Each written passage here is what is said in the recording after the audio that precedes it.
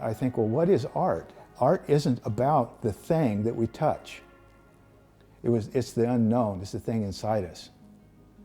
You know, the romantic feeling or mood, the composite of not only our own experiences, but maybe the experiences of our ancestors, maybe. The real meaning of life is the part that you're unaware of. They say the ultimate knowing is the unknowing. So the idea of art is that approximation that helps people deal with their feelings. And so that makes being an artist a much grander thing. An artist is not someone that replicates things that already exist. There has to be substance in it. The substance is the desire to communicate. And it's that desire that's important. Your ability to be able to articulate that desire is the craft. So, thank you for having me today. Okay, I'm glad you could come and talk to me today. Yeah. And of course, I'm a big fan of the museum in Scottsdale. I'm glad that they got you helping them out. That's great. Yeah, I'm glad. And I think the first time I stepped, because anytime you step in the museum and you look to your left, you see Point in the Crowfair. Yeah. And I instantly fell in love with your artwork. No, thank you. Thank you. And the first time I started helping out in the museum, which was volunteering, it was your past, present, and future show. Oh, yeah. You were back here. That's been Yeah. a So few years ago. Yeah. seeing your charcoal drawings and I'm jealous of how talented you are in so many different areas. Yeah. Well, thank you for that. That's a nice compliment. And I say this to everyone who I tour through the museum and everyone. I genuinely do believe you are better than Remington and Russell. Yeah. Yeah. You know, when you say that, that's a great compliment, but it also bears a little explanation because what makes Remington and Russell so great is they were first. Yeah. Okay. And, you know, Michelangelo used that expression, or Bernini, I guess it was, about standing on the shoulders of giants and all that kind of stuff. Everybody that comes before you learn a little bit of something for it. Huh? The other thing is it's always good to stop and talk about what art is. Art is not about replicating reality. Yeah. Okay. The craft that goes into doing that is sometimes people's measuring stick on how good somebody is. Remington and Russell were visual poets. Okay. The fact that they were articulate enough to where you understood what they were saying, yeah, is pretty cool. But the reason they're so important is it's because of what they said created a mood that made other people fall in love with the West. And here we are, all these years later, still kind of using them as the standard bearer. So for me as an artist, it's a great compliment to have. But I always like to say, look, you know, a lot of the things that I do on a mechanical level, yeah, I do partly because of the advancement of materials and things like that. But as far as being as articulate in the poetic side, what those guys are doing that's another story because we all have our own things to say. Yeah. So, and I'm not saying that I don't want to negate your compliment, but I just want to say that to say something that is emotional and deeply felt and then communicate it where other people feel that. It's really the goal of all artists. Yeah. And that in itself really can't be measured. So we'll get that out of the way first. Okay. Okay. So that's good. I think personally my favorite piece you have in the museum is Power of the Promenade. Oh yeah. I don't know what it is about it, but I think so. When I grew up in England, the sculptures we had were marble and they looked somewhat lifeless. Yeah. But in all of your sculptures, they seem to have a soul of themselves. They have character. They have emotion.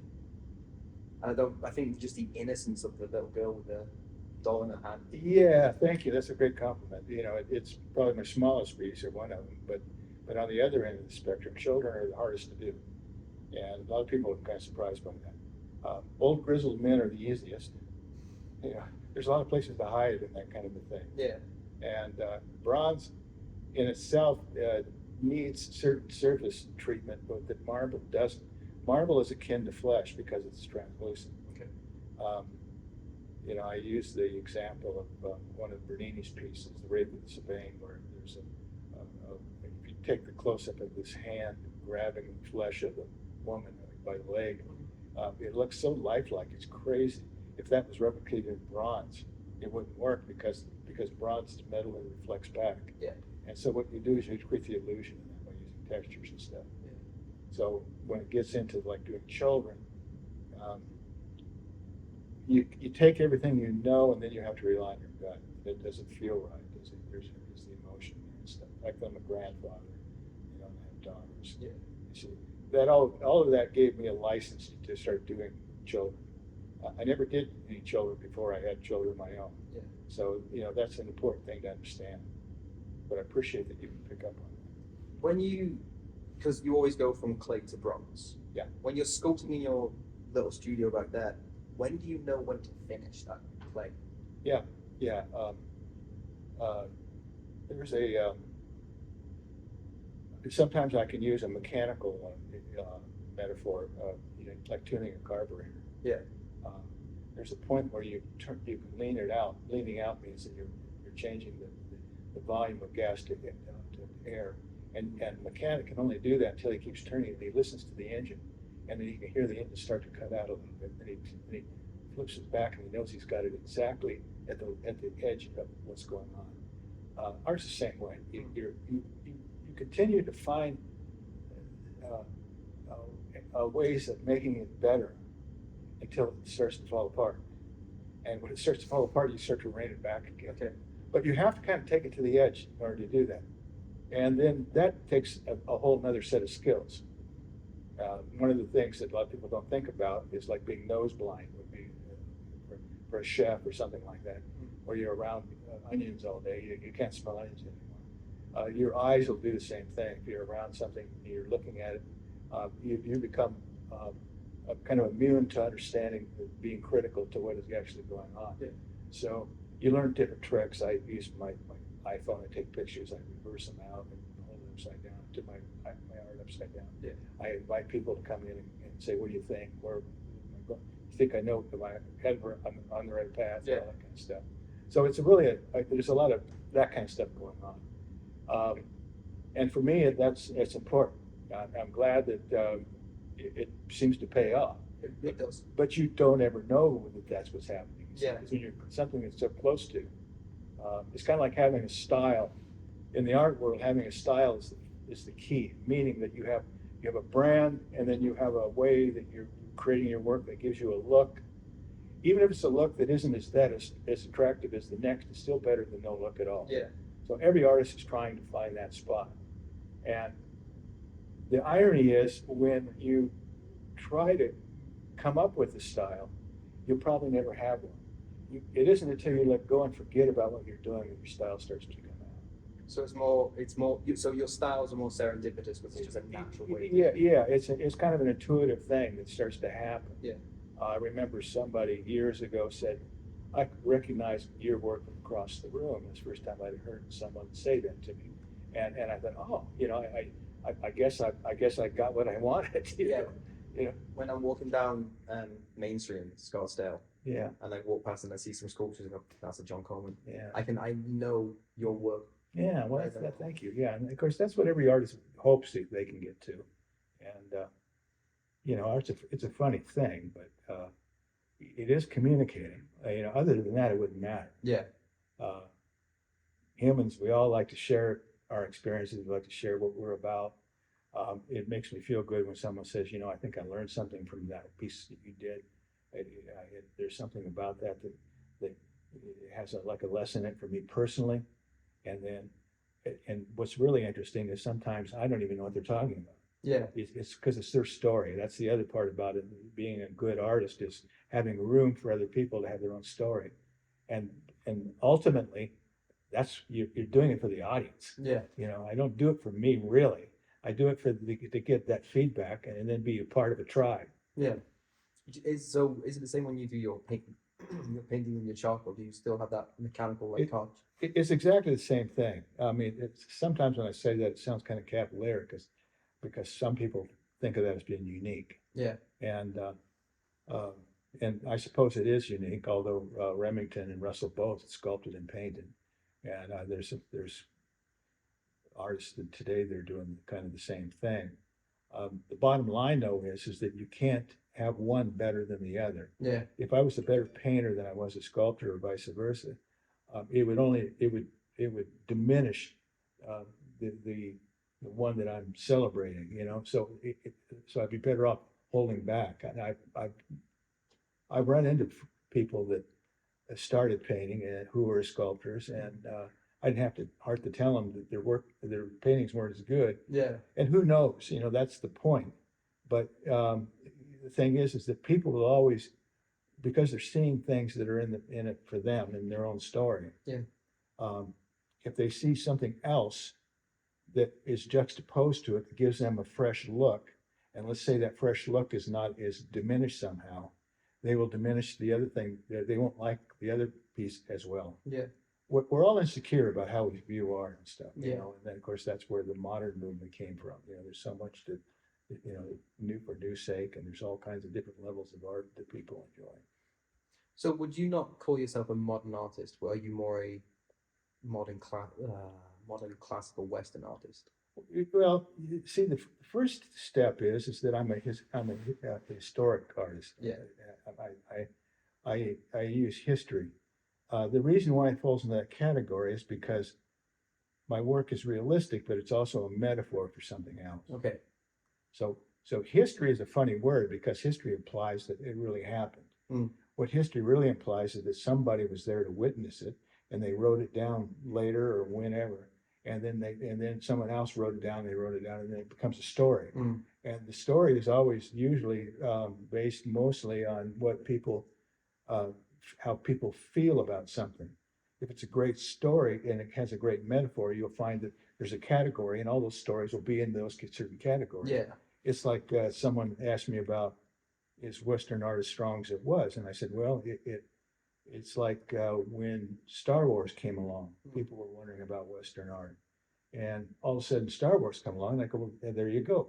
Star Wars is a Western. It is. It's exactly, you know, all those characters are based on, but they're based on mythologies. Mm. Joseph Campbell did a lot of the consulting on the characters, and he was famous for his books on mythology and Greek mythology. And so the mythology of human beings is really mostly based on a storyline that has an emotional connection where we have a feeling that we've experienced, and that'll take us back when, oh, I know what that feels like. Yeah. I know that picture. Or if you're heroic, you know, you just a great deed, you know, and Yeah. you look to watch other people do a great deed. Then you got Darth Vader was the classic hero because he was kind of the anti-hero too. Yeah. He was the bad guy and the good guy, and he was redeemed at the end. Everybody loves redemption. Yeah. You know, it's almost like the Christ story, you know. Yeah. So you have all those things. There's not that many stories. No. See, that's the part that's so fun about it. And so what I do is I'm not literally doing anything literal. I'm doing something that's a metaphor for something else. And I celebrate the fact that I'm not an Indian. Yes. It makes it, and in my mind, it makes it easier for me to do something that's outside of my culture, because I can honestly say I know nothing about being an Indian. Mhm. I know about American history, and I can really get a sense of what the native cultures, how they affected the history that I'm part of. Yeah. You see, and so now you have a storyline, and people, you know, like I happen to be Irish mostly, and of course, if you study the historic Irish people, they're very much like the Apaches. I mean, they're the same thing. Yeah. They had the same rules. They fought each other the same way. They did Yeah. all that stuff, you know, and they were all human. And just you have to go back an extra 100 years is all. Yeah. But it's all the same thing generally for me. And so that's kept this whole thing alive for me. Okay. So I noticed a lot that you do a lot with Crazy Horse. Recently, I have, yeah. Is there any particular reason why, or do you just like the way he looks, how you do it, or I never did. I included Crazy Horse in my 1876. That's the Gaul Sitting Bull? yeah. Because those were the three principles of the Custer battle. But it was quite a while before I actually singled Crazy Horse out, and that, I don't know, it was probably about 5 years ago, maybe 4 years ago. And it's one of those things that once you get into it, I became more impressed with the character. He was never photographed. Nobody knows what he looks like. He wasn't a big guy either, which is also interesting. I'm not a big guy, so I could relate to him. He's still a hero. Yeah. you know. And he was a stickler. He had rules about leading his life and that kind of stuff. And he had a lot of flaws, as most humans did. But I noticed that in terms of, you talk to most Native American people, the hero that they will usually talk about first is Crazy Horse. Interesting. Yeah, and it's because he's like a Star Wars character. Yeah. He's mysterious. We know a lot of things about him, of course, but because he was never photographed, most of the accounts on what he was about were through his family or people that knew him at the time, and he just became visually too. That gives me a visual that's kind of interesting. He wore his hair long. His hair wasn't real dark.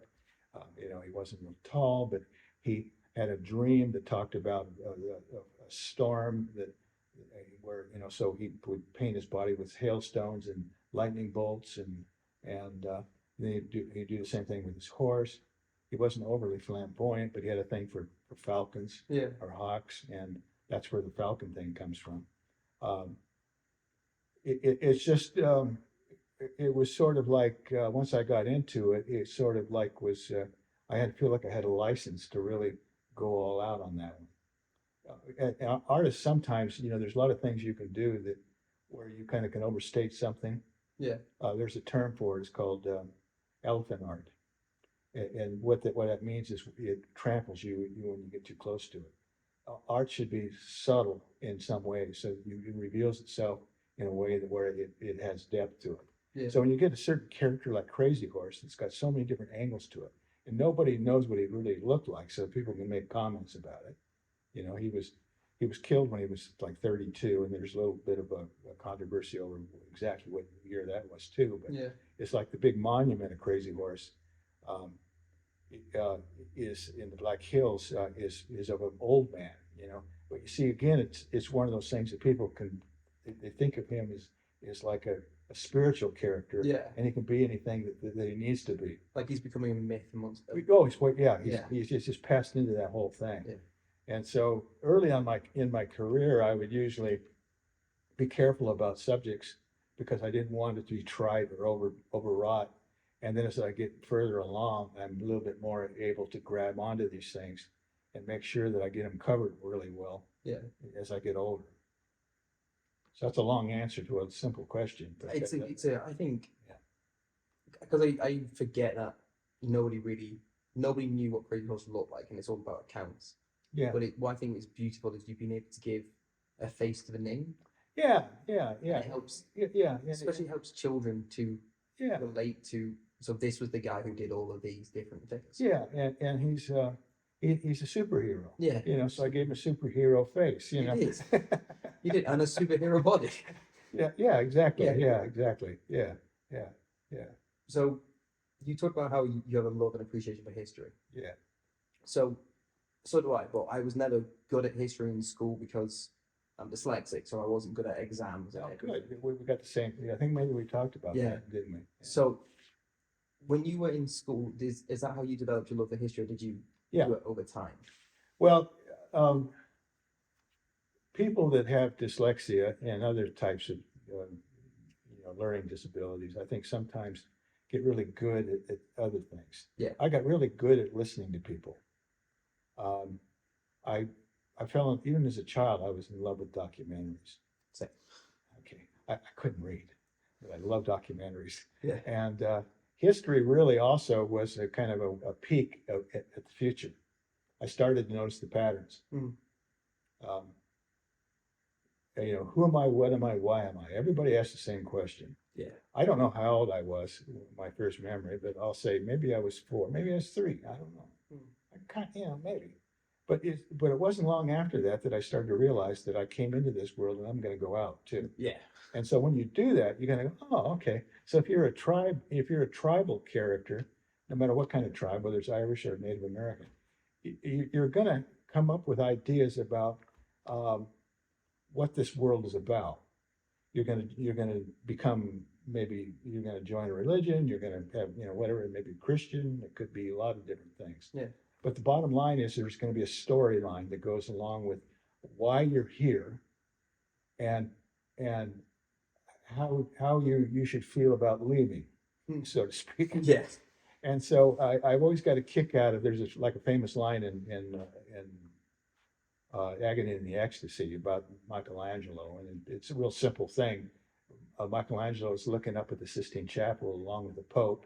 The Pope is looking at the creation of man, which the creation of man is God with a white flowing beard and all this stuff. Stereotypical, what we think of, if anybody wants to know what God looks like, Yeah. So he says, so that's what God looks like, And I thought, yeah, we needed an artist to flesh out that spiritual concept. Yeah. So that we could have an image in our mind. Take Crazy Horse, same thing. We could have Yeah. an image in our mind. To be a history artist is also to do spiritual ideas, because that's where it's really deep, especially when you leave room for your viewer. You see. Yeah. So that's the whole motivation. As somebody with dyslexia, I love the idea of books probably more than, I've got probably 4,000 books in my book.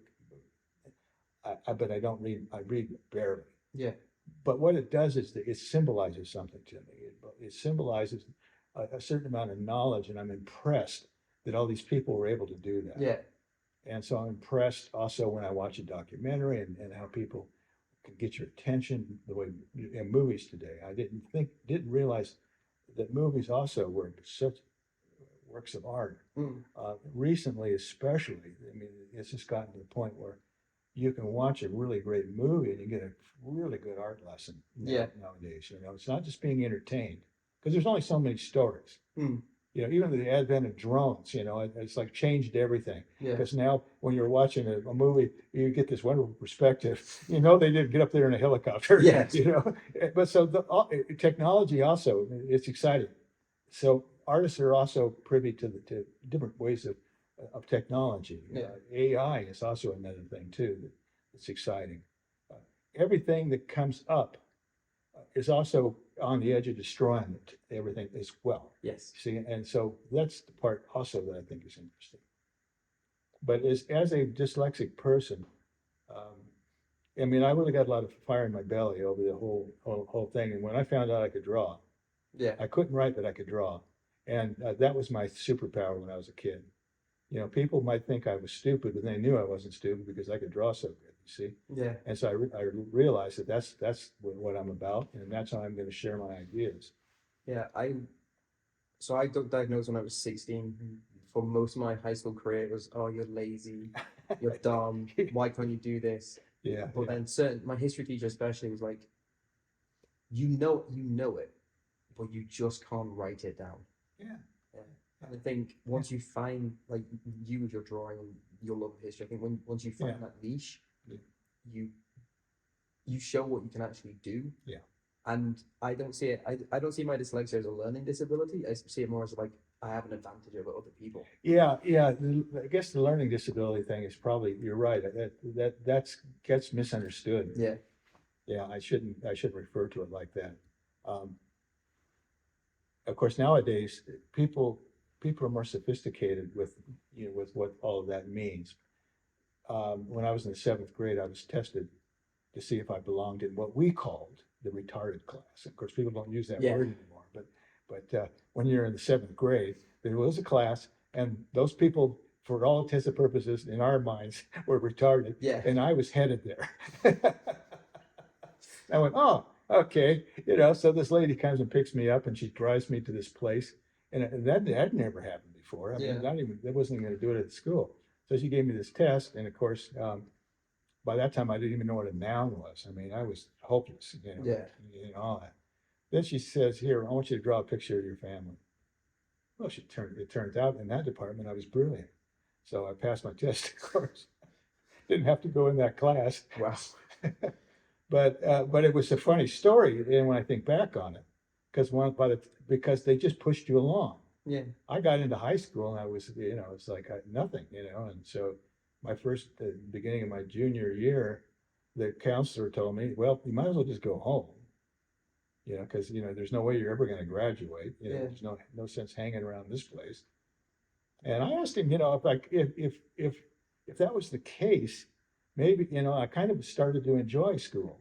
I said, if I could do it on my terms, if it didn't make any difference to anybody else, since I wasn't going to graduate. He goes, well, talk to your teachers, see what they want, what they say. So I talked to my art teacher and says, yeah, you can hang out with me all day if you want. And that's exactly what I did.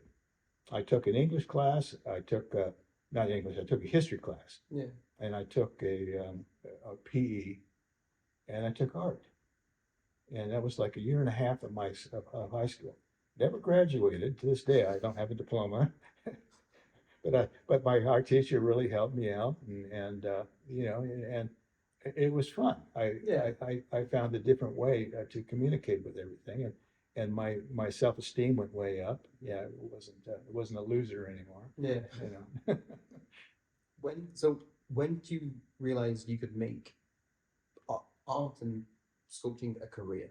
What age were you when you? Well, yeah, that's a great question because when Sue and I got married, we were still teenagers, Yeah. and um, she was marrying an artist because she knew about my art background and stuff. I hadn't done any sculpture at that point. I was mostly doing drawings and stuff. I had done some paintings, but I wasn't selling anything yet. I did have a job working for a famous hairstylist, which was kind of strange, illustrating a column that he had in a newspaper. Interesting. Yeah. So I did the celebrities. Yeah. So I hung out in Hollywood in his salon for maybe it was like 3 months or something like that. Wow. So that was really a cool side story that I Yeah. had. And I thought, okay, this is gonna be great. I'm gonna maybe go work at Disney, because those were some of the options. My mother used to take me down to Laguna Beach, and then Laguna was a place where there was a lot of people who seemed to be making a living doing paintings and stuff. And I thought, well, maybe that would be good for me. I met my wife, and my father and my mother had split up about a year prior to that. My father died, and with him gone, it was time to get married. Yeah. And so I was 19, Sue was 18, and my dad had been an entrepreneur and kind of taught me a lot of things about making a living. And so Sue and I started a business when we were still teenagers on the Colorado River, and that business took me away from the art world. It was successful, and we started making money outside of the art world. Yeah. And I was 42 years old when I decided that I'm running out of time, and I just started it up. And Sue didn't know this, but when I came back from the art store, I had sculpting supplies, and she goes, "Where the hell does this come from?" I said, you know what, from a practical point of view, it seems like a good idea because I can do a sculpture and I can do 20 of them or 30 of them or whatever. And it takes me as long to do a sculpture as it does to do a painting. Makes sense, right? Yeah. And it hadn't occurred to me that I wouldn't be good at it because I knew I'd be good at it. And it's because to me, it was the same rules apply. Yeah. Kind of a thing. I still see it in my mind's eye. I could still do it. And within a year, I was a known commodity. I mean, it worked out for me. I had a few lucky breaks along the way. Everybody needs luck too. Yeah, luck. I met my number one collector who, right out of the gate, his deal with me was, here, I'll buy what you got, but how about if you save me number one from now on? That was 30 years ago. He owns number one of everything I've ever done.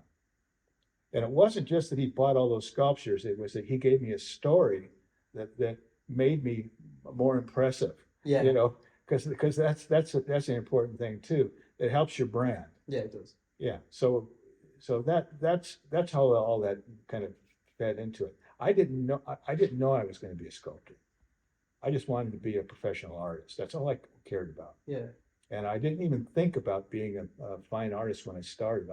I did wall sculptures that were made out of resin, and they were pretty cool and stuff. But I didn't think of them as maybe fine art.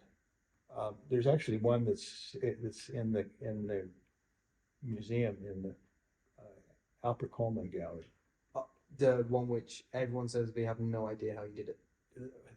That was like first or second sculpture I ever did. Wow. You know, and but you see that there again, it's kind of a little bit overwrought. It's a little bit, you know, it's polychrome. There's a lot of color and stuff. Yeah. But after that, I started being a little more conservative on how, you know, and being a little more true to the material that I was working with. When I got into started doing bronzes, uh, I realized that I didn't need a gimmick. Yeah. The wall sculptures were kind of gimmicky because no one else was really doing those things. There might have been one other guy that was doing something similar, but I just wanted to be in the art world. Mm.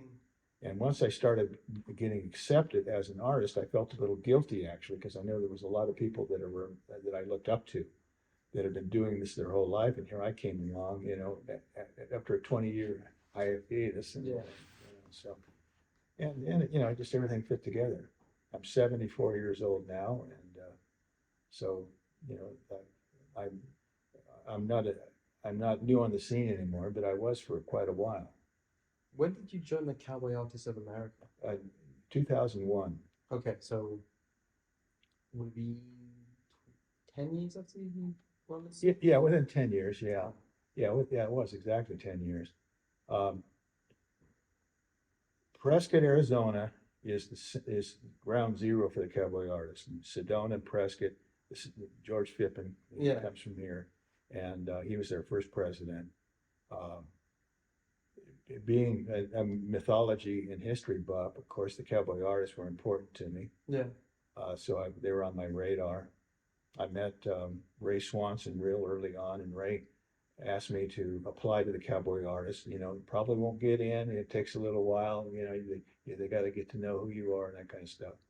And in those days, some of the old legends were still part of the group. You know, we had, Howard Turpling was still a member of the Yeah. group, you know, and Ken Riley. I mean, these guys, some of these guys were just like, to me, they were just like God status, you know, to me. Yeah.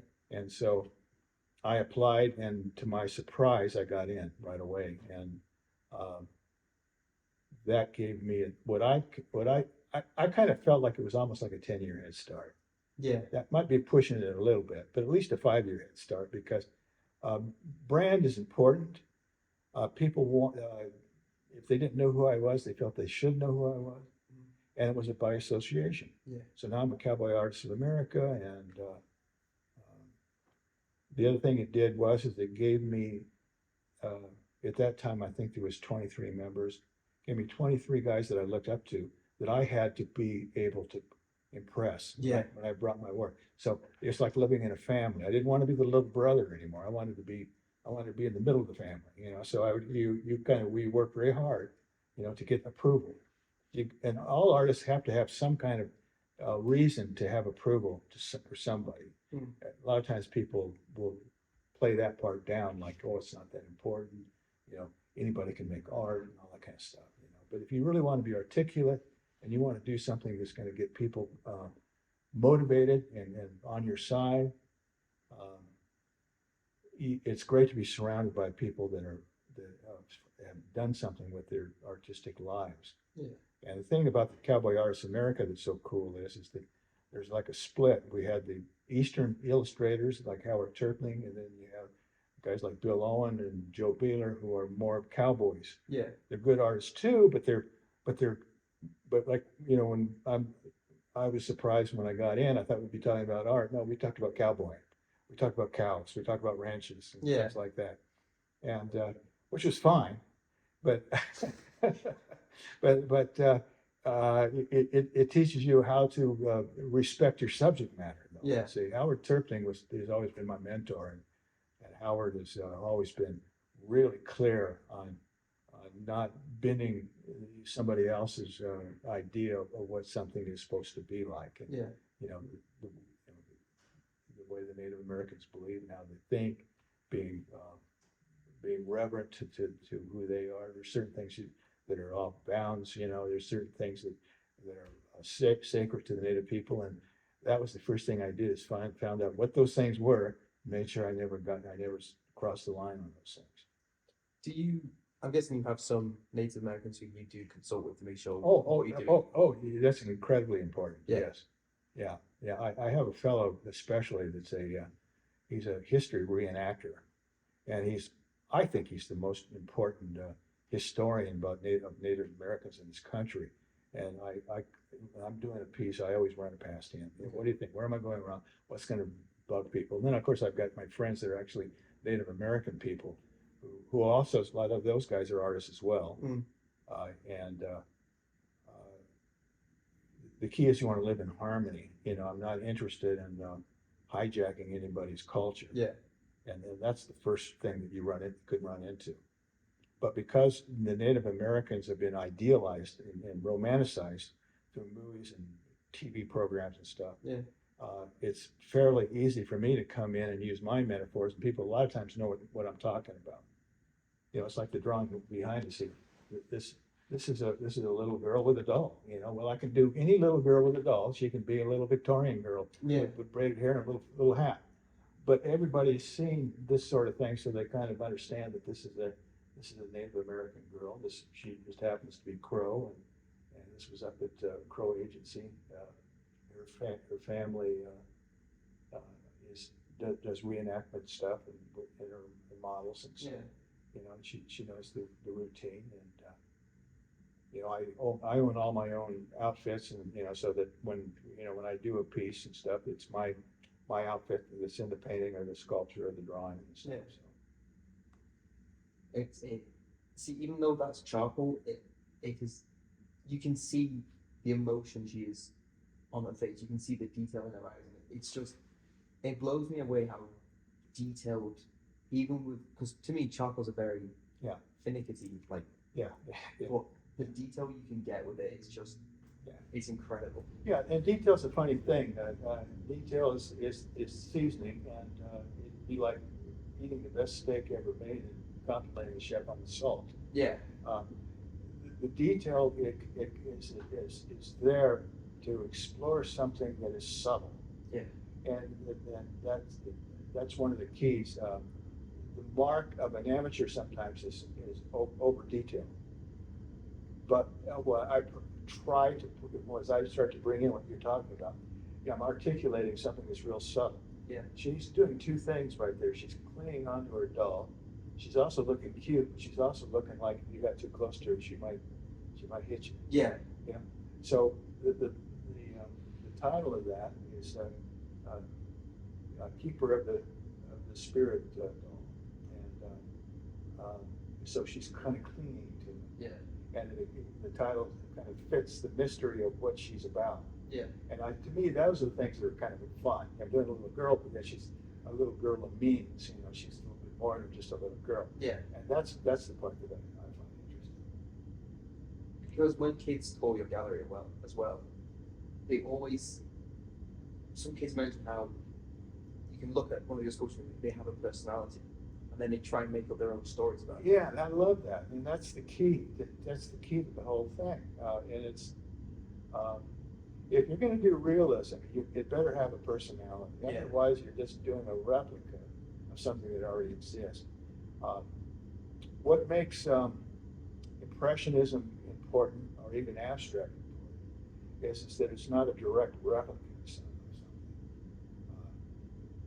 Going back to impressionism, the idea of impressionism, I think why it caught on so much, other than the advent of the camera, is that it was obvious that it was more about the artist's emotion about what he was looking at rather than the picture of what he was looking at. And that's a concept that a lot of artists can't get around.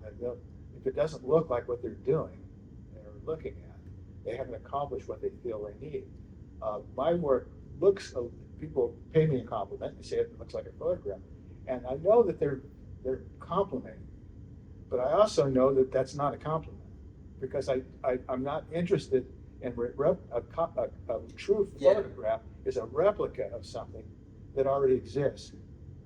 Even in sculpture, one of the things that I started my classes with when I would teach was that I would bet everybody in the class that they could copy this coffee cup that I was holding in my hand. And everybody, given enough time, some people could do it in 10 minutes, other you might take a week to do it. Yeah. But you could copy it, and I know you could. And then what do you have when you're done? You have another damn copy, and it's not worth very much money. No. So why would you treat a human head like that? We have a model, and we're going to do the model. Yeah. I don't want you to replicate the model. I want you to replicate how you feel and the mood that model is feeding back to you. And when you start going down that path, you start realizing that you have a partnership with the material that you're working with, because it'll offer you different things. Yeah. Like we talked about marble and bronze being two different things. One is translucent. If I was carving a marble, I would polish it like Bernini or Michelangelo did.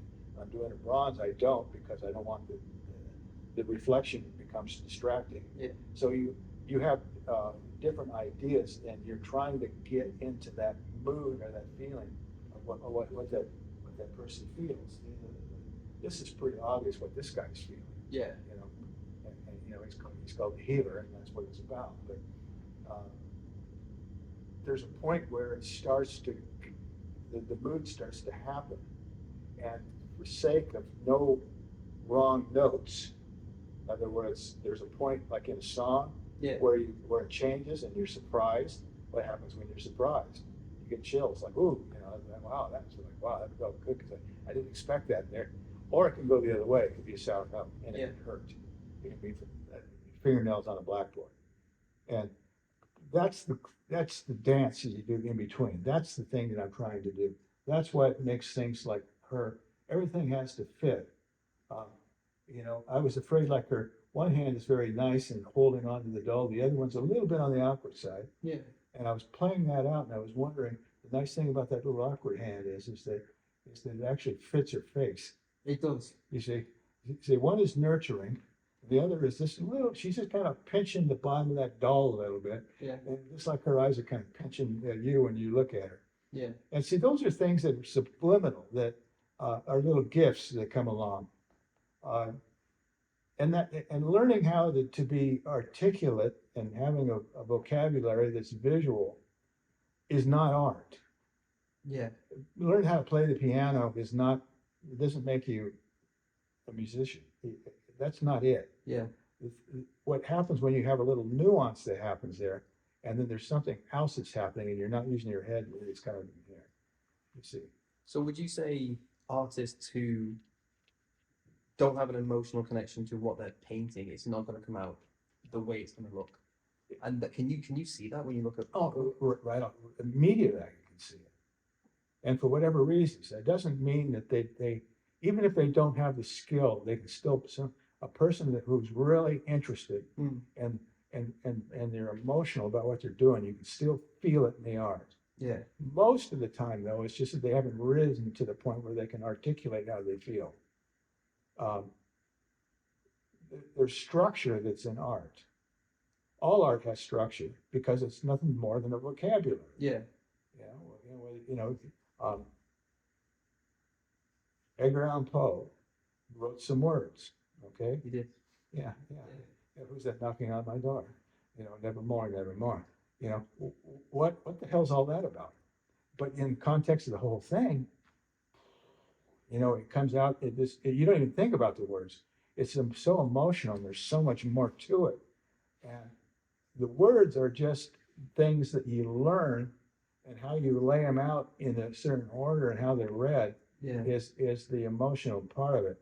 So by an artist doing the same thing with visuals, you make it poetry. It's good to know what the hell you're doing. Yeah. But if you just replicate something you're looking at, it's a copy cup. It doesn't have anything else. Yeah. I just two things just hit my head at the same time. Art was technically the world's first language. It is the first language. Yeah, sure. When a guy he's out there doing some hunting, and he puts these little characters, these little bison and stuff on the wall and stuff, right, with his hands.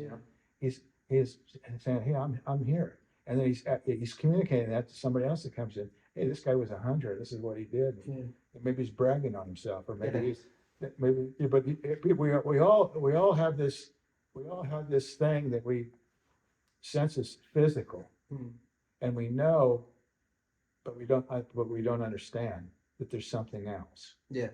We know there is, but we can't explain it or whatever. Art is the bridge. Art is a bridge for that. Yeah. you see. And that's that's the spiritual part of it, or whatever you want to call it. It's the energy that goes beyond the physical. It doesn't have dimension to it. Um, the Pope was looking up and he said, "Well, that's what God looks like." What he meant was, what you've done was that you've given form and shape to a thing that people have been hearing about, and they might as well assume that he's a big badass old man that's got this cool Yeah. flowing hair and a big beard because he has knowledge and he's powerful and he's graceful and he's floating in the clouds and he's just created man, Mm. you know. Yeah. And he might as well look like that, you know. And Yeah. and that's Michelangelo's imagination. And so that's what all artists does, is we're all trying to create our own image of God. Is what we're trying to do. I would say, again, I'm biased because your work to me is just incredible. I would say there's not a single piece of it, even like looking at some of your sculptures here, even the horses and there's just so much dimension, and you can feel the presence of them. They're not, even though they're not alive, you can feel them. Thank you. Yeah, and again, half of that is design, and design is learning good grammar, repeating patterns. Circles are a foil to squares, Yeah. and guess what? Squares are masculine, circles are feminine. That's just the way it works. And they each evoke a different mood and message, and they're in all my pieces. Yeah. Would you say the more you do the more you do the clay models, the easier it is to get textures on the face? Or is it still, do you still go through the same process, or is it becoming second nature to you? It becomes kind of second nature, but that doesn't make it easier. It means when I walk away and I come back, I went, I didn't get what I wanted. Yeah. My brain gets stale, but I know what I need to get, and having a good structure, which kills life. Structure will kill life, but you have to have structure, just like in a sentence, like to write poetry. Mm. You got to understand what a paragraph looks like. Yeah. Otherwise, people won't interpret what you're doing. So structure in art is the same thing. So there's a balance. You know, the Honey-Minute Crow Fair, having his front leg, having some air under it, is absolutely necessary for that horse to be moving. Mm. And that horse has to be moving. If I would have planted that foot, that would have killed the whole damn thing. It would have ruined everything. And what's weird about it is people would have walked up to it, and then they would have kept walking, because they wouldn't have been drawn in, because Yeah. something would have not felt Oh, right. right. Everything has to be set up. The essence of that particular piece is the fact that he's a dandy. In our culture, he would actually be a feminine man. In his culture, he's a well-appointed warrior, Mm. and you know he's a badass. And the fact that he's holding a parasol of all things, that's a very feminine thing. Yeah. But see, he would have, because that's a very prominent. He's a prominent individual, and he's very proud to own something like that. And so he's the peacock, and then the gal in the back is a peahen. She's not just well appointed; she's kind of plain, Mm. and that was part of the culture. But what it does is it creates an interesting thing to look at, and then I could substantiate the story. So the story is like a nice book. You have all the structure of the book, but you also have the little nuance that falls inside of it. Huh. Yeah, I yeah, never really thought about if that leg was standing still. yeah. That's just one thing, and then you got it's also the horse is also more or less a medieval horse in the way he's designed. Mm. Instead of a crow, that's Lancelot, and instead of a crow woman in the back of him, that's Genevieve. So it's Lancelot, Genevieve, and they're on a medieval horse. The medieval look comes from the Spanish conquistadors that brought their horses up, Yeah. and the crow people mimicked what they saw the Spanish are doing, and that was their designs. And so for me, it's another bonus because Yeah. it's not just a couple of these not Native American people. This, but just a few little changes. I have a medieval couple. That's pretty cool. Yeah, it makes it fun for me. Yeah. Yeah, and when there's people catch that, they're not because the payoff is always subliminal. It's not what's really there in front of you. Yeah. It's how you feel about Every time I see that in a museum now, I'm just gonna think of Lancelot and Genevieve. it. Yeah, yeah. But going to your bronzes, how did you meet? It was Eric Peterson, your bronzer from day one, or did it take a while for you to? No, we met each other at Yavapai College. I was there taking a life drawing class, and when I say class, I mean it was an opportunity to have somebody else arrange nude models for me. Mhm. And he was there doing the same thing, but Eric's, uh, Eric's, he was just a teenager at the time. I think yeah, I don't want to say how old he is because I might have that wrong, but that's been about 20 years ago. Mm. And or more than 20 years ago. He's actually we've been together working together for almost 20 years. Oh wow. Yeah, and so we met, and the short story is that a few years later, he had been working for a foundry in Prescott Valley, and he learned the patina trade, and he was really good at it. Decided that he was going to go out on his own. One of his friends that worked there also was going to go with him, and they stopped by my studio. As it turned out, I was doing everything myself. I was doing my own chasing, I was doing my patinas, I was doing all that stuff myself. And from a sculptor's point of view, it's good to be able to do all that yourself. The trouble is that it was keeping me away from my clay. Yeah. So he came by, and I welcomed him to try out for it, and I gave him one of my pieces to look at that I had patinaed, and I gave him a blank one to do, and he turned out he did the damn thing. I thought he did a better job than I had done. So that was like a real revelation for me. I had tried a lot of other people prior to that, and nothing had worked. I've been working on trying to find someone to do my work for a couple of years at that point. Yeah. So when Eric came along, it was just crazy. Part of that story that's weird though is that his partner bailed on him, and so he called me and said, I don't think I want to get into this with my partner. And I said, well, come back again. I said, I'll make you an offer. And so I did the old Godfather to him. Yes. I said, I'll make you an offer you can't refuse. And so I had a back room. I said, this whole space is yours, and all of these tools are yours, all the welding equipment, everything you need to go into business is yours.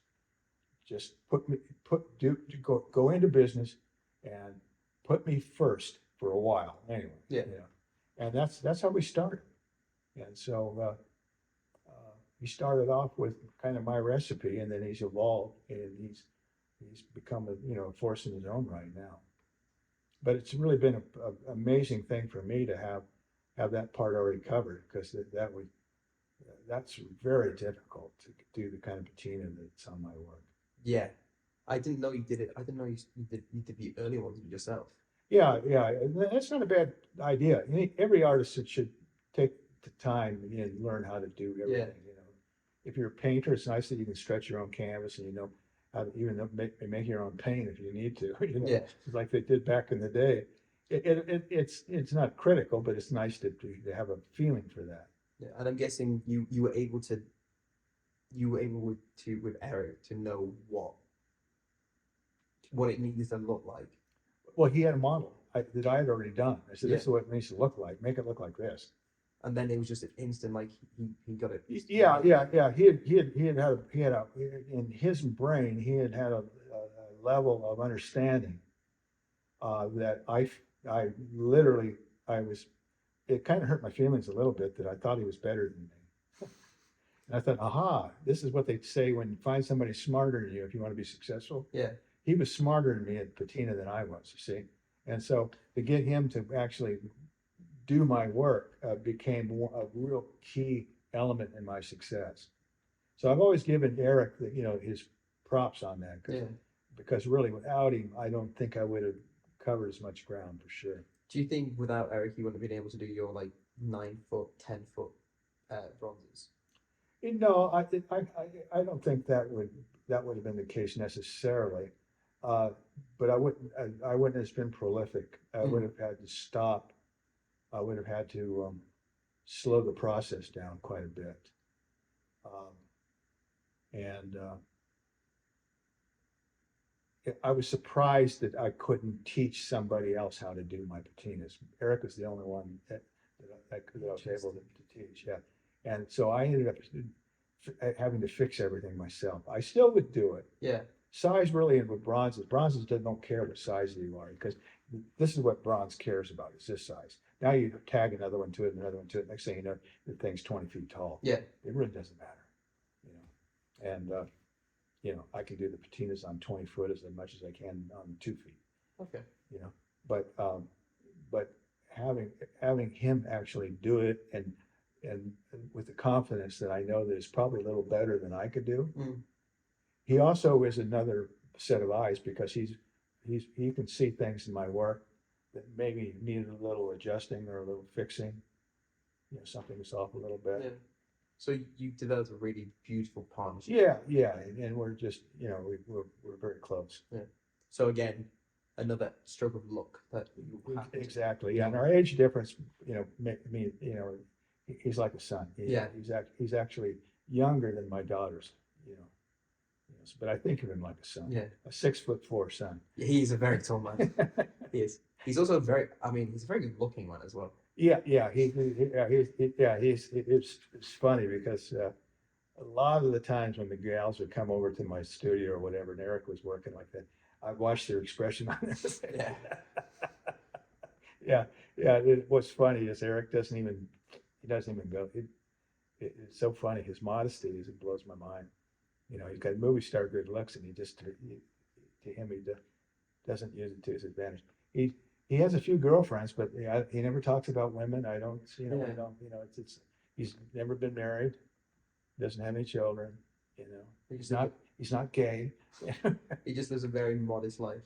He does. He lives a very modest life. Yeah, very modest life. That's a good way of putting it. He's very modest.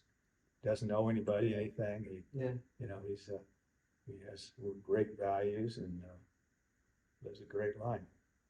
And when it comes to your clay and when you sculpt and when it comes to the bronzes, which is the most difficult part for you? Because when I look at them, I'm thinking the feathers, and even on the latest Crazy Horse, the Spirit Warrior, the earrings looked very delicate, and it could have caused problems when you if you apply just a little bit too much pressure, would just squish them. Well, first of all, everything is designed, okay? And like the earrings would be an example. I know I'm going to use earrings, but the earrings don't go to the foundry. They're made at the foundry. Oh. You see, and especially if they're going to hang. Yeah. And so that's really in the domain of the chaser. So everything is about design. So all my little doodads and things that are hanging out, they're all cut off before they go to the foundry, and they're cast separately, and then they're welded back on. Interesting. Yeah. Like this honeymoon of crow pairs, it's got at least, I'm going to say about 30 different pieces that have to be welded back together. And so I design everything so I know what it's going to end up with. I put it all together in the clay so I can photograph it in the clay. Yeah. But I design it so that it's going to be cast in bronze. Your brain is fascinating. Well, it's just how it works. Because even I struggle to. So when you're sculpting, you're in the back of your mind, it's always how it's going to look as a bronze. You're not sculpting clay, you're sculpting bronze, right? And that's how you got to look at it. Yeah. Although you have to let the personality of the clay come through them. Yeah. But yeah, it's painful to do a piece, send it to the foundry, and then have them give you back something that wasn't what you dropped off. Yeah. Okay. So you learn real quick. If you don't want that pain, you have to set yourself up for that. Okay. A lot of times a sculptor might take his piece to the foundry and let them do what they need to do. And, Is there anything? and then they may wreck it. Is there anything you've realized that because of the foundry and the bronze, there's things you can't, things you would wish were on your bronzes, but they can't do just because of the technical. Yeah. That's always going to be the case. Is there anything which you wish you could include, but you just know these limitations that you can't? No, as it turns out, though, it turns out that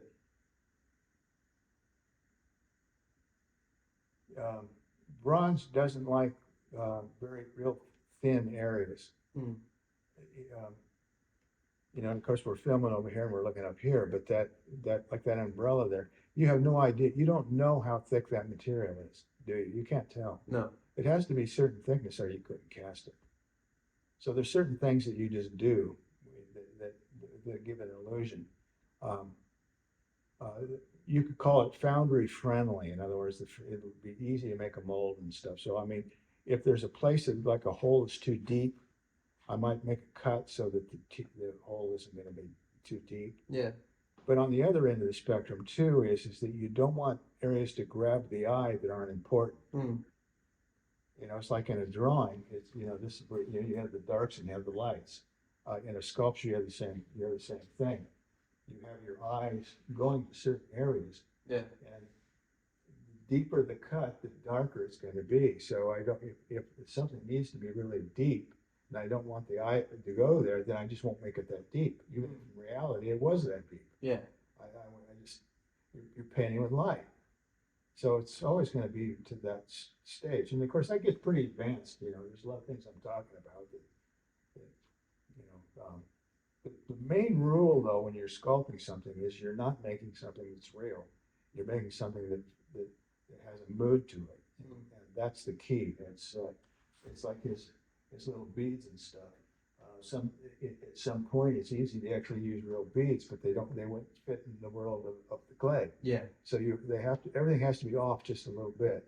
If everything's off just a little bit, then everything is in harmony. Yeah. Painters do that same thing. When you're putting in multiple figures in a big painting, if they're all measured perfectly, you'll find the one that's not right. So what you do is you make them all off, and they all have a harmony to them. Not off to the point where they hurt to look at. Yeah. But that's the nature of it. Lost and found lines is a term that's used in art. Just because an edge is there doesn't mean you have to show an edge. It can be gone. Yeah. You know, you have a stripe that runs like a belt that runs across the chest of a character. It's distracting, so you cut it so it doesn't. You know, no one's going to go, well, wait a minute, that should be doing this. No, it's art. It's not. You're not building a model or something. Oh, I didn't think about that. Yeah. Well, you know, you haven't had to get to that spot yet. That is very true. Yeah. So when you get into writing, you'll have the same thing.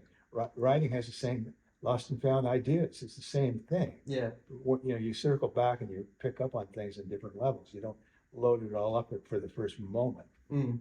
What's the longest time you spent on an individual clay model that you kept on circling back because there was just something that wasn't right and you just didn't know what it was? Oh yeah. Well, to begin with, when that happens, normally it's because I got ahead of myself. Mm. And I covered, like if I'm doing a standing figure as a good example, and let's say that I put his wardrobe on a little early, because I always start off by doing sculpting the nude first. I start with the bones, the muscles, and all that, and then if I start doing the drapery and the clothes, if I didn't get the beginning right, it'll keep coming back to me and showing me that there's something awkward. Yeah. And I can't find it. I got to tear it all apart again in order to find it. And yeah, if it gets to that spot where I'm spending a lot of time to try to fix something, I start over. Yeah. And I start over a lot. I like to do a lot of little studies, you know, especially in sculpture, little gumbies I call them. What's the most difficult piece you've designed? Probably the Rainmaker. The big version of that. You know, I had it in my show Yes. The machine of the clay. Yeah. That was that was about 18 feet tall. Mm. And it was just physically hard to do. Uh, but because I did a 4 foot version of it first, Mm. the design was worked out. Whenever a sculptor does a small piece like a maquette, that's the hard part. Mm. That's the design. Then you just start making it bigger. But it still doesn't always it doesn't always equate Yeah. the way you would like it to. So when you made the 18-foot version, did you notice there was differences in the? Yeah, there's going to be some differences, and I hope they're improvements. Yeah. And actually, I had it standing right here. It went all the way up to the ceiling. But I brought it in pieces and put it all back together. Yeah. And I always want that. That was one of those pieces that you had to look up to, and I was excited that I was going to be looking up at it. Yeah. And but yeah, it does change the sculpture. The rule is don't do it bigger unless you know it's going to be better, Yeah. and that's usually the case. Has there been a time in your career where you realized that you say you start off with a 4-foot one and you make it smaller and realize even though it was smaller, it was slightly better? Yeah, never happened. Never happened? Never happened. That would be weird. But that's a good question though. You know, and I usually don't go that direction. I always usually go bigger. Yeah. I did a piece years ago called War and Peace, and it's half-life. And I've had a few collectors say, if you make a smaller one, we definitely want that one. And I never I didn't like the idea that it would be smaller, so I never did it smaller. Yeah. So bigger, you can always go bigger. Yeah. But I won't go bigger unless I think it benefits it, because that's the whole thing is you know, there's a point where when you're dealing with some bronzes and you're dealing with additions, the more you do, you're watering down the actual value of the piece. Yeah. It's a tree in the forest concept. If it falls, does it make a sound? It has to be relevant by being witnessed. So how many in the addition does it need to be witnessed? So say there's 20 of them. Well, there needs to be 20 in order to be relevant. Yeah. And then let's say that, well, I'd like to do 5 that are bigger. Is it going to hurt the original idea, or is it going to make it even better because it makes it even more relevant? So I'm always looking for relevance on things like that. A bit like your chief series because I know the museum has has 3 Hidatsa chiefs, and the bigger one Yes. is incredible, but it gives value to the original size. Yeah, that's exactly right. Yeah, when I did my Bodmer Catman series, I did they were 35 of those. That's the biggest really addition that I've done. Mm. And I felt because of the nature of it and the fact that it had really a strong historic connection, and it was you know paying tribute to George Catlin and Carl Bodmer. I felt that I could do more than I normally would. Yeah. And it turned out I was right, because that it was a success, and everybody to this day they're still floating around. But I did an edition of each. There was 10 characters, 5 of each, and that has nothing to do with art. And that particular series, when I started it, I didn't think of it as being as artistic as some of my other pieces were, because I wanted it to be historic. Yeah. And I wanted it to be a true complement to the paintings that they came from, because there was no photography in the 1830s, and these were people that were captured by artists, portraits where they stood. Mm. They didn't go to Washington or anything like that. No. They just stood there, and so it had a different flavor to it, and it was a little bit of a risk, because there's a risk of plagiarism, because you're taking a painting that already exists, and now I'm saying, oh, I'm going to do a homage to this particular thing. And as it turned out, everybody understood what I was doing, and I didn't get nicked on that one. Yes. But I wondered at the time, but everything's just a little bit different, you know, when you're doing something. One thing you're not doing as a sculptor is you're not making something. What I mean by that is that a machine can make something. Mm. That's why AI and all that kind of stuff doesn't bother me at this point, because I could take anything I've ever done and I could take the model that I used for it, and I could scan them and have a foam copy made of them, and I could have a bronze made without even touching it. Yeah.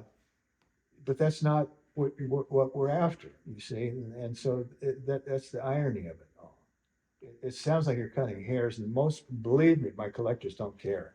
Most of them don't think that much. They just like it or they don't like it. Yeah. You know, but I do all the thinking about all this stuff, and I have my own rules about what's right and what's not right, and hopefully, you know, it'll all work itself out in the end. Yeah. So as soon as AI can start showing emotion, that's when we got it.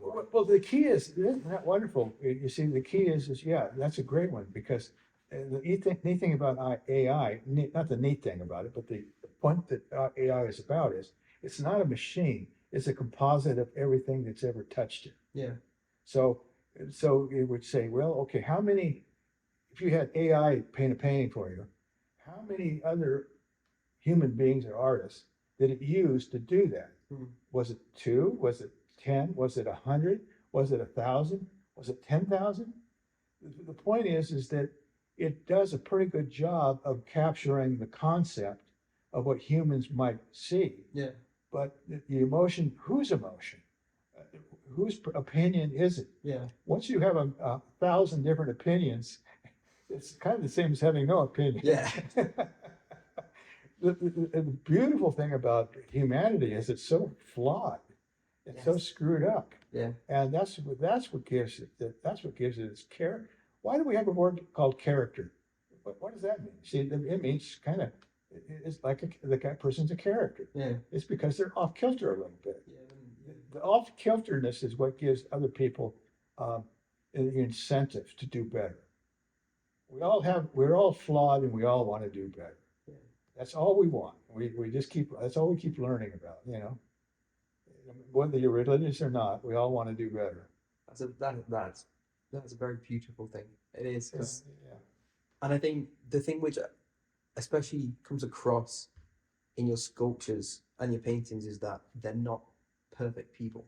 They don't look like perfect. They look.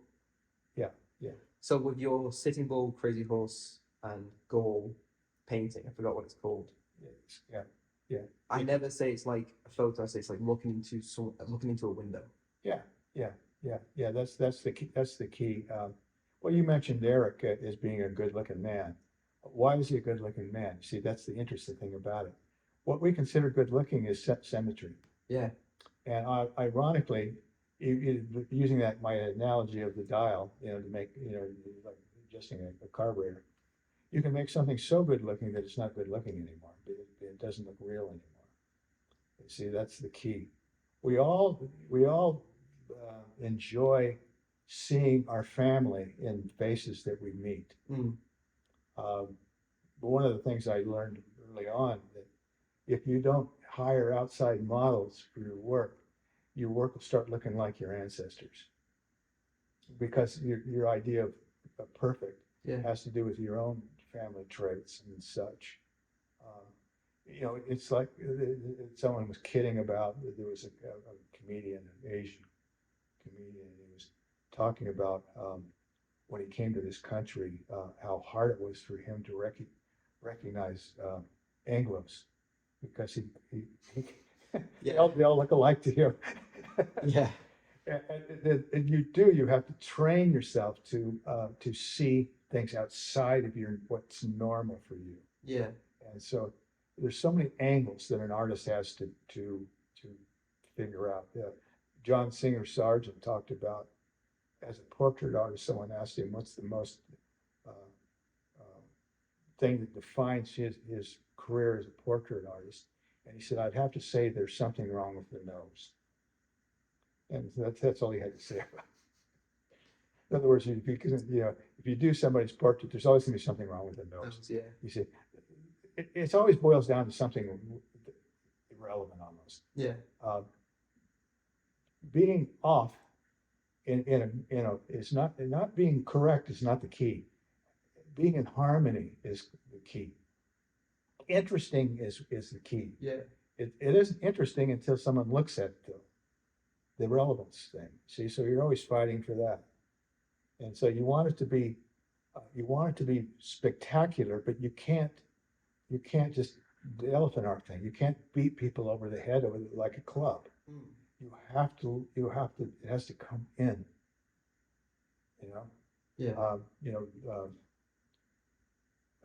Romeo and Juliet, I use it as an example, you know, it's almost overdone, but the idea of how you can say just a couple of things that mean so much. She's up on the balcony and he's down looking, Romeo's looking up at her and he says, there she is. And she touches her face. And then his next line is, oh, to be a glove. Well, at first, like, what does that mean? And then you realize, oh, that means that he'd give up his life to be close to her. Yeah. See?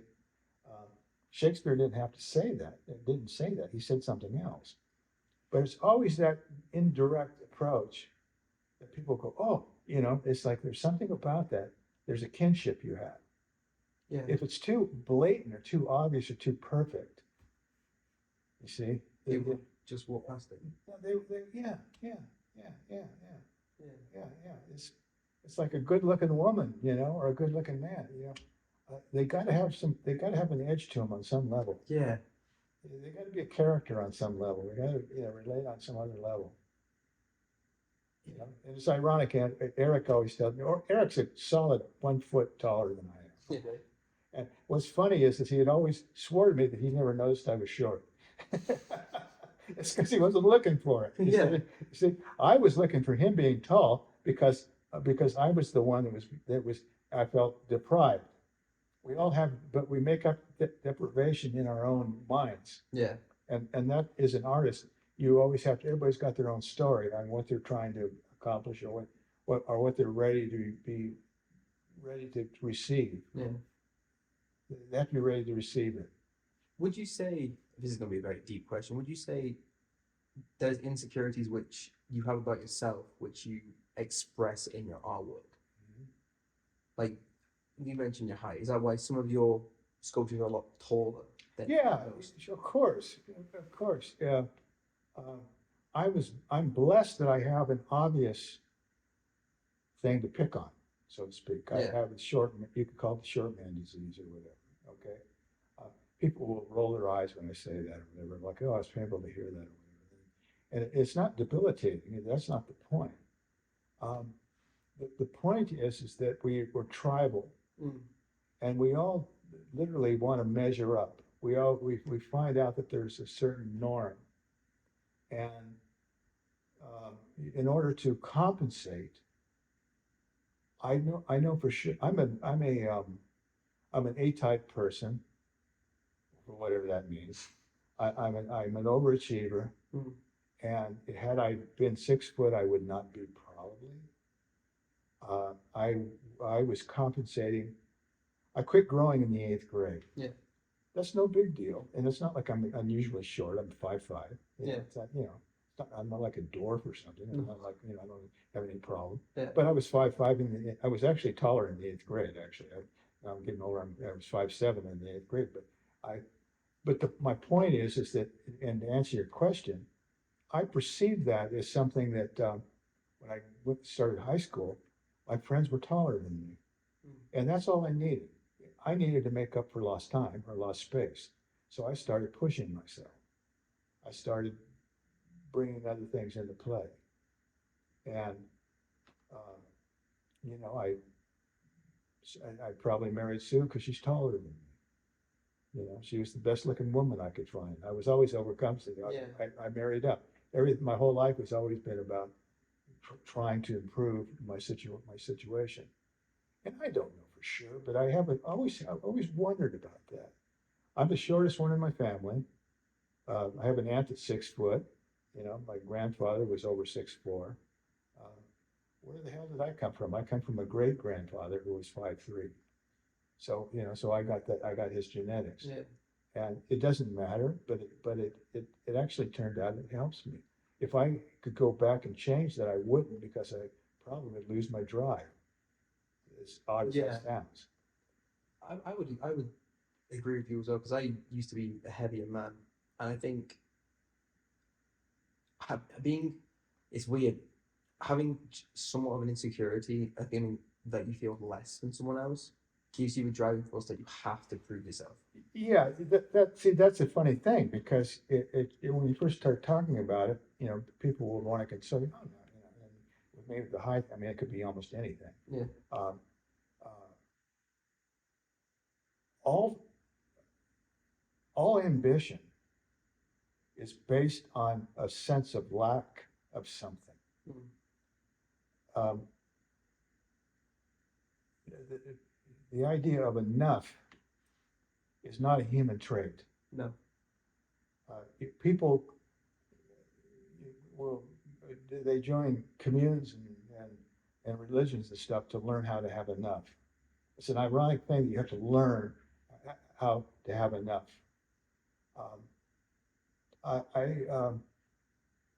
It's like being a Republican, okay? You can't be a Republican unless you have a Democrat. Yeah. That makes them the same. You can't have a hot day unless you have a cold day.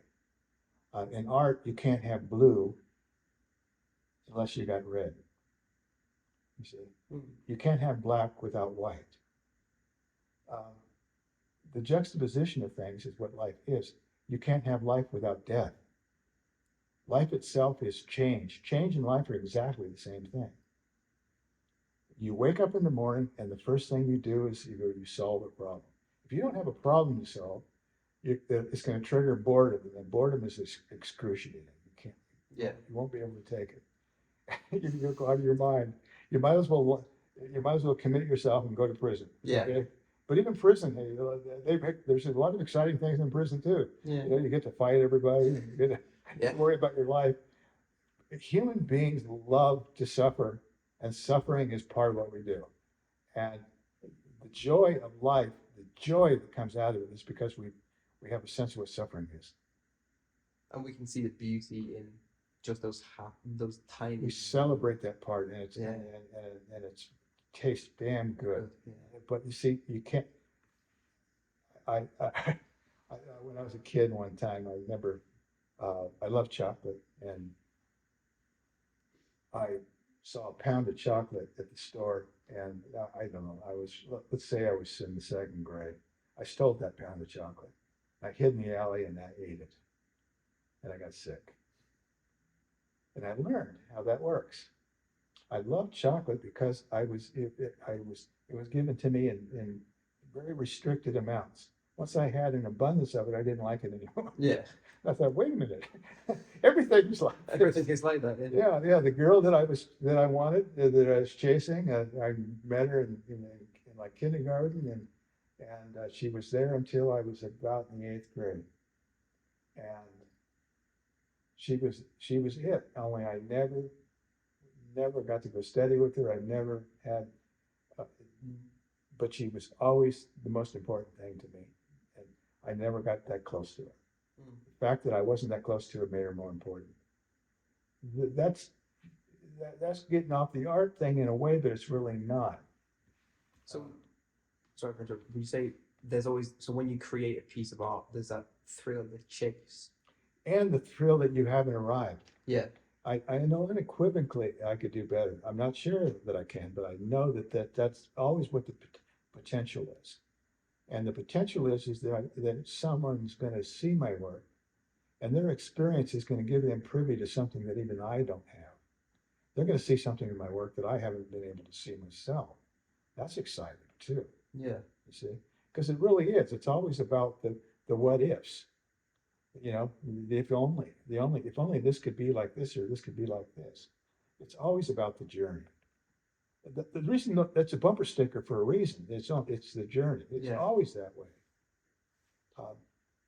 So would you say, as an artist, and I would say a legendary artist as well, there may be a sense of failure if someone looks at your piece and just they can't say something else about it which you haven't thought about? Well, yeah, that the goal would be is that that there's something in it that I'm sharing Mm. at the very least. At the very most, I'm not only sharing something, but there's something that even I didn't get. Yeah. That can happen too. One of my first experiences after I'd been an artist for about a year, I was at a show and some really nice looking gal come up to me, and I wasn't hunting for a nice looking gal, but she got right in my face and said, "I think I love you." And I thought, really? What's this about? Well, she was talking about my work. Yeah. And I thought, well, that felt pretty nice, you know? So in other words, art is a very intimate thing. I mean, but it goes the other way too. It's very painful when you fail. And if it wasn't painful, I wouldn't try so hard. Yeah. And I wouldn't sit here and tell you that I'm happy with everything I've done. I'm not. At the very most of my pieces, I can see things in them later that I wish I would have done different, or maybe not even released them at all. Mm. And it's a real gift when I look at something years later and I feel like I did everything I possibly could and I couldn't do any better now. But it's open ended is the point. Yeah. Most people don't have something where they think like that. Okay. Yeah. Salinger wrote his book, Catcher in the Rye, and what was he thinking? He couldn't do it again. Mm. Why? You see, Margaret Mitchell. You can go down the line with these people that only wrote one book. Mm. What the hell's going on there? Well, what's going on is they're terrified. They found everything they had. They put it down, and they knew that they just knew they were never going to get it again. Yeah. And it's terrifying. So, and these people don't go on to live normal lives. Salinger just became a hermit. I don't know. I'm only speculating. Nobody knows, right? Yeah. No one knows. But I think of that, and I think, God, I'm glad that I'm at least give myself permission to keep making mistakes, and that's what it's about. And the nature of art, anyway, isn't that you're actually replicating something. Perfection doesn't exist in the emotional, in the spiritual world. Yeah. You can't say that's a perfect spirit. There's no such thing as that. You're just trying to communicate an oblique idea, and someone else is either going to get something from it or they're not. Mm. And it's up to them. It has nothing to do with me at that point. See? Yeah, you've done your job, and now it's up to the person to. Yeah. see it And of course, like you've gotten a lot from my work, and you're very flattering. Most people are, and I guarantee you're not going to be that way a couple of years down the road, because you're going to find now that maybe I've opened the door for you, and you can find different ways of looking at different But pieces of even work. if that's the case, I don't know if it's me or other people, but I will always, even if I see something, I go, oh, I think that's better than a Coleman, I will always go, but there's a love and appreciation I have for your work, because without you, I would never have seen it. Yeah, and that's fun. Yeah, that's the beautiful thing for me, and Yeah. that's the sharing part. And everybody has different ways they see it. Yeah. And I think a lot of school kids and kids we see in the museum, you open a different world to them. Yeah, that's really important to me. Yeah. And Yeah. I don't know if you've heard of Red Dead Redemption. It's a game. I have heard of that, but I don't know what the game is. So it's a game set in the late 1800s, early 1900s in a fictional Western America.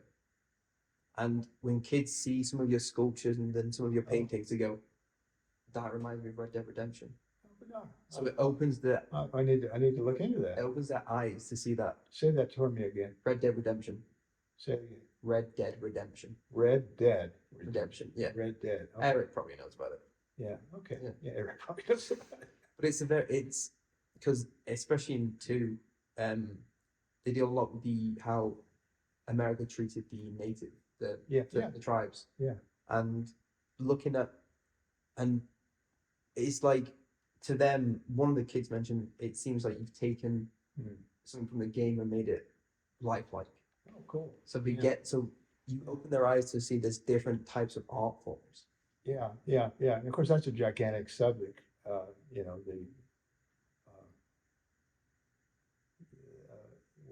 What it is to be human, and what it is to invade another person's land. Yeah. And since the beginning of time, humans have been doing that. Yeah. As animals have too. See, that's the interesting thing about Yeah. it. It's And so it's an imponderable though, you see, because you don't justify it. It just is. yeah. The Romans had an interesting way of doing it, where they would give some of their conquered people a choice to join their legions. Yeah. You know, but if you chose not to, they'd just kill you, Mhm. and that's part of the human experience. Yeah.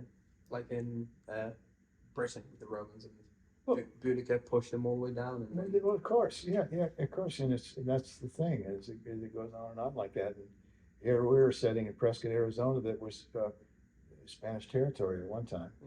I grew up in Los Angeles, and the Spanish traditions are everywhere in Los Angeles.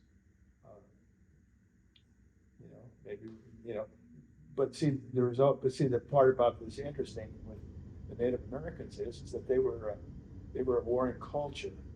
The word warrior meant something beyond what we know warrior. Yeah. And it's a way of life and survival. And they didn't necessarily fight for space and for land, but they did fight for they fought for prestige. And so these whole things, this whole stuff, it was always belonged to somebody else in a sense. Yeah. And since the beginning of time, as human beings, as flawed as we are, that's what we do. Yeah. You know, we see something we like, Try to take it. and we try to take it. That's why people rob. Exactly. It goes on and on like that. We have different kinds of rules, and then we have different rules that pop up, and there are disagreements on what those rules are. Yeah. It all comes back to the fundamental, like, tribal nature of us. Exactly. That tribe we don't like because they're different. Sure. They say it with the Comanches. If you were caught by the Comanches, you better hope they kill you quick. Yeah. They didn't like to do that because you're the enemy. And the enemy doesn't go to the afterlife hole. Yeah. You know, and that's just the nature. You know, it's not good or bad. It's just how they were able to survive. Yeah. And it's weird because people try. I know I've noticed a lot. People try and put modern day values back then. It's like you can't. No, you can't. Because you have no idea what it was like back then. Like, as much as people diminish what the frontiersmen did and when they came across and settled, they thought they were doing what was best for them. Yeah. And that's all they had in their mind. Yeah. It didn't matter about anyone else. Yeah, exactly. So well, it seems for me it goes back to the getting up in the morning and having interesting problems to solve. Yeah. Okay. Everybody has problems. Some people's problems are more interesting than others. What makes us human is that we are pulling out concepts that are flawed, and we're going to fix them. Okay. And you don't want to get too caught up in the truth, because sometimes the truth doesn't need to be fixed. Yeah. That's not as much fun sometimes. That's the beautiful thing about art, is that art is ethereal. It's a mood. It's a feeling. It's a rhythm. It's as closest thing as we have is going to another dimension. And they always say that if you were able to go to the other dimension, you wouldn't be able to come back and describe it anyway, because our language is based on things that we can touch and measure. Yeah. And see, people just don't think like that. You can't measure the feeling of art. You can't measure the feeling of spiritual ideas. Yeah. And so all these things are ancillary. What do they mean? Not much. No. Yeah. And I think the beauty of art is the fact that sometimes you don't need to say anything, and but what you can do is just appreciate it. Yeah, or not. Yeah, or not. But I You think, might come back and appreciate it later. yeah, I think that's what the beauty of art is. You may not appreciate it one day. Yeah, no. You learn something about yourself and go, okay, this speaks to me in a whole different way now. Yeah, it's an ongoing Conflict in your head. yeah, it really is. Yeah, and We need to follow hour and 40 minutes. I'll start to wrap it. So I've got two more questions for you. What's one sculpture you've always wanted to do in your head, but you could never figure out how to start? Like, have you got an idea of something which you go, okay, this could be amazing, but I don't know how to start? That's a great question. That's a really good question. Yeah. The part that and of course, that's why when you're really naive and childlike, Yeah. I'll say, um, you can have a feeling about what you want, but once you look at the restrictions of what it takes to articulate it, you might come to the conclusion that it can't be done. Yes. And because it really goes back to symbolism. Um,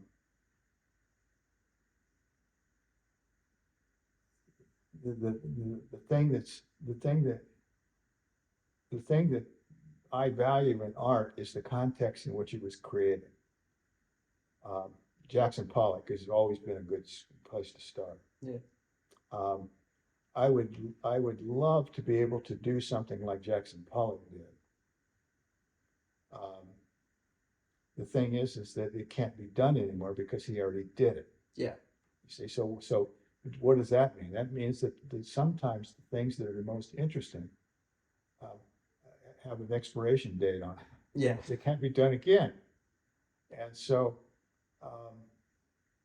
in the context of sculpture or paint, my goal is always to be able to take my chosen historic characters and make them transcend the history that I'm trying to talk about. Yeah. And I usually do pretty good on that, but see, I can't always know. Some of my best ideas and feelings that I have, I probably had when I was probably 5 or 6 years old, because I wasn't encumbered by the reality of the world yet. Yeah. You see, like that little girl. Yeah. The depth of that little girl was deeper then than what I mean, obviously I've been yesterday I was married, was my 55th anniversary. I've been married 55 years. Yeah. So I can't say that I didn't find the woman. I did, Yeah. But see, the thing is that when you're a child, you haven't moved completely into the physical world yet. Yeah. And so, as an artist trying to communicate something that is beyond, the physical, I'm restricted by the limits to what I'm working in.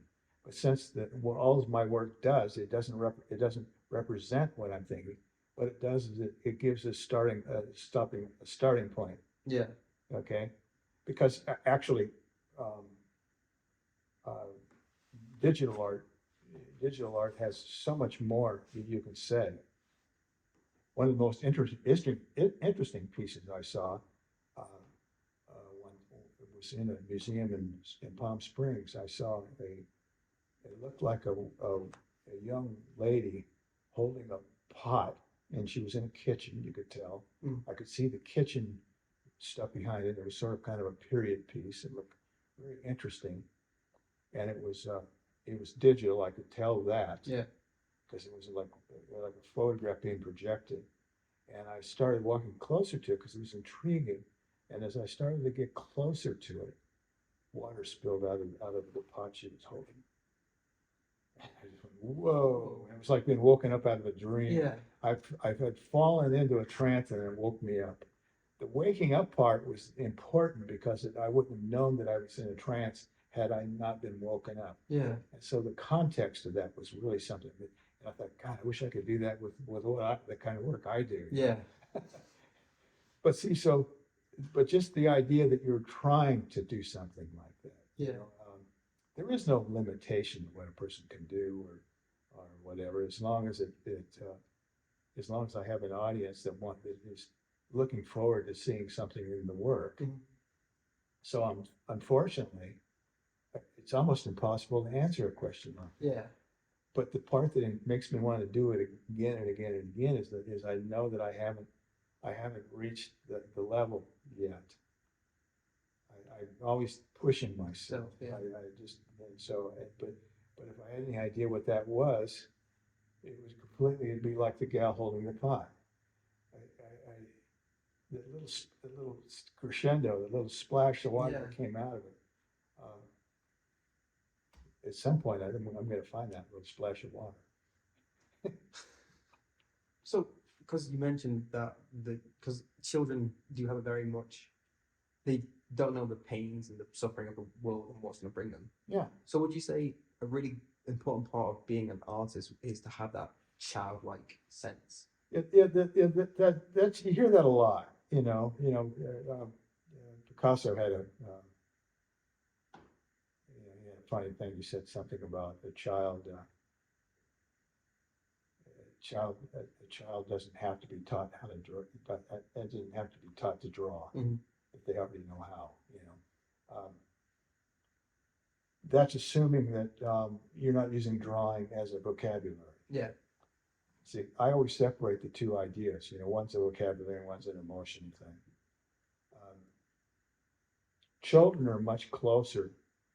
If you want to get into the God thing, the children are closer to God because they're not they're not entrenched in their physical nature of themselves and where they're at. Yeah. And not to mention it was just 3 or 4 years earlier that they didn't exist on this planet, in this plane.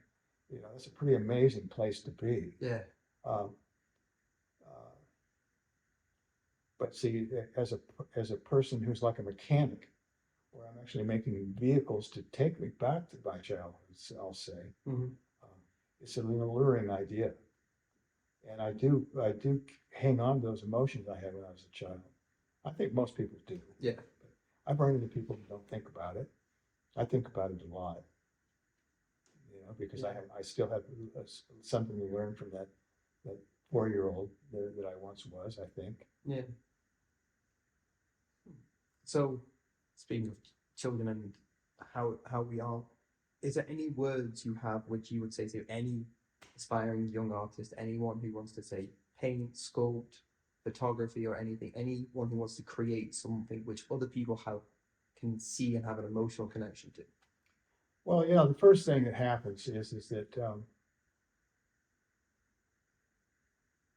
you can't take yourself too serious. That's the first thing. Yeah.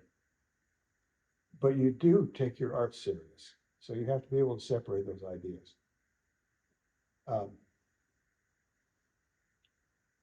The value, we were just talking about shorthand disease and stuff, as if there's not being tall enough is there is enough to be told.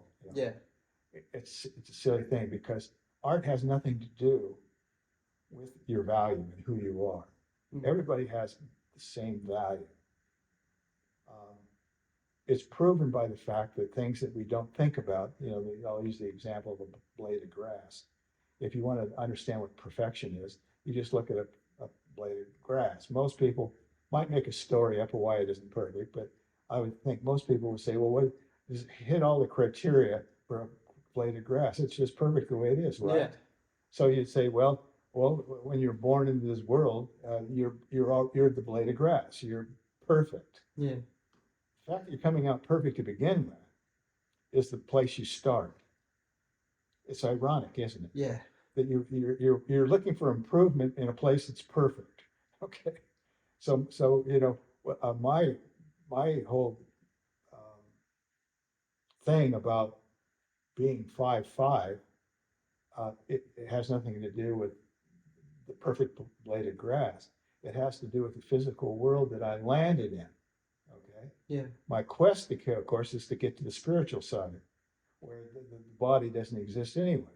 But I'm using some of my concerns about the physical nature of things. Like, for instance, I'm 74 years old. I've already 2 years past my life expectancy. What it would have been when I was in high school. Yeah. So that becomes a motive. I'm more keen now to make improvements now because I have less time, Yeah. or the perception of less time. But going back to your question, it's really a matter of how you organize your thoughts. The idea is never be afraid to share how you feel. You see, Yeah. the key to that sharing though is to try to articulate it in a way to where it's really being shared. Yeah. And surprisingly, the vehicle that it takes to do that, uh, you might have to keep coming back to. So, so you're a legendary artist, sculptor, painter, drawer, but from what I've learned today, you are also an incredible philosopher. The way you speak, the way you think about life, it's incredible. But yeah, well, thank you. And that is part of the art. That's the art itself. Yeah. Uh, and that's where we're trying to get to. I thank you so much for your time today. It was an absolute pleasure. Thank you. Thank you. Fun.